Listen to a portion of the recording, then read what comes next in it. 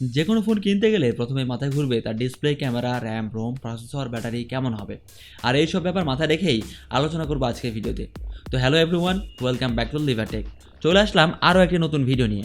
আপনাদের সাথে থাকছি আমি মানিক, এবং আজকের ভিডিওতে কথা বলবো রিসেন্টলি লঞ্চ হওয়া ফ্ল্যাগশিপ কিলার Xiaomi 14 Pro ফোনটি নিয়ে। তাহলে চলুন দেরি না করে শুরু করা যাক।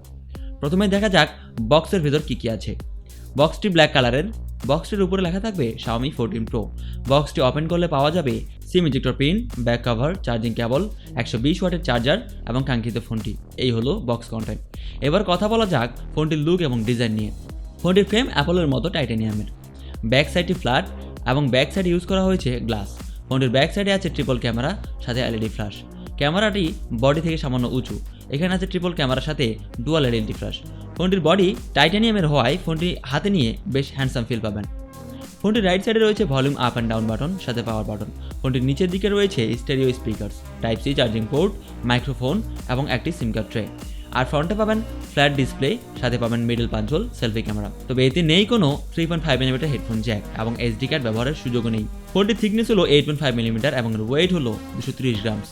ফোনটিতে দেওয়া আছে IP68 dust and water resistant, যার ফলে পানির 1.5 মিটার গভীরেও 30 মিনিট পর্যন্ত ফোনটি সার্ভাইভ করতে পারবে। ওভারঅল ফোনটির ডিজাইন বেশ সুন্দর লেগেছে আমার কাছে, সবারই আশা করি ভালো লাগবে এবং ফোনটি হাতে নিলে বেশ প্রিমিয়াম ফিল দেয়, ফ্ল্যাগশিপ ফোন বলে কথা।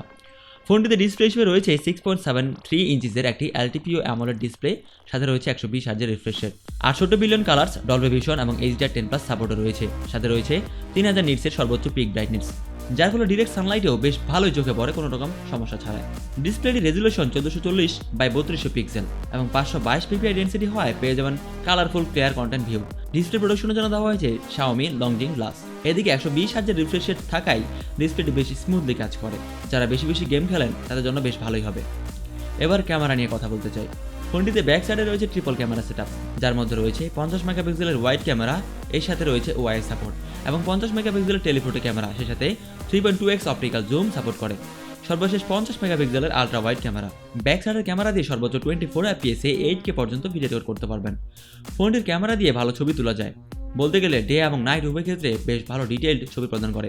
কোনো শার্পনেসের ঘাটতি দেখা যায়নি। পোর্ট্রেট ছবিও তুলতে পারে বেশ ভালো কোয়ালিটির। ফ্রন্টে রয়েছে 32 মেগাপিক্সেলের একটি সেলফি ক্যামেরা। ফ্রন্ট ক্যামেরা দিয়ে সর্বোচ্চ 4K 30 অথবা 60 fps ভিডিও রেকর্ড করতে পারবেন, সে সাথে পারবেন ভালো মানের সেলফিও তুলতে। যাই হোক, এই ফোনের ব্যাক এবং ফ্রন্ট ক্যামেরা দুর্দান্ত। এবার ফোনটির পারফরমেন্স নিয়ে কথা বলতে চাই। পারফরমেন্সের জন্য ফোনটিতে প্রসেসর হিসেবে দেওয়া হয়েছে Qualcomm Snapdragon 8 Gen 3 সাথে 4 ন্যানোমিটারের আর্কিটেক্ট বিল্ড। প্রসেসরটি বেশ পাওয়ারফুল এবং ফোনটির স্টোরেজ টাইপ হলো UFS 4.0। ফোনটিতে মাল্টিটাস্কিং বেশ ভালো করতে পারবেন, সাথে পাবজি অথবা ফ্রি ফায়ারের মতো ভারী গেমগুলো হায়ার সেটিংসে স্মুথলি খেলতে পারবেন। তবে অ্যাপলের মতো স্মুথলি খেলতে পারবেন না, ওভারহিটিং জনিত সমস্যা কিছুটা আসে এবং যখন হিট হয়ে যায় তখন অন্য কোনো অ্যাপে ঢুকলে একটু কম কাজ করে মনে হয়। ফোনটিতে আউট অফ দ্য বক্স পেয়ে যাবেন Android 14 এবং এর ব্যাক এন্ডে থাকছে হাইপার OS। সিকিউরিটির জন্য থাকছে under display optical fingerprint sensor. Fingerprint সেন্সরটি বেশ দ্রুত কাজ করে।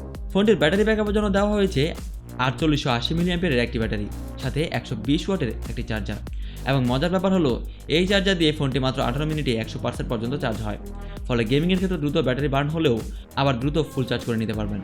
ফোনটি মার্কেটে 3টি র্যাম রোম ভেরিয়েন্টের সাথে 4টি কালারে পাওয়া যাবে, ব্ল্যাক, সিলভার, টাইটানিয়াম এবং গ্রিন।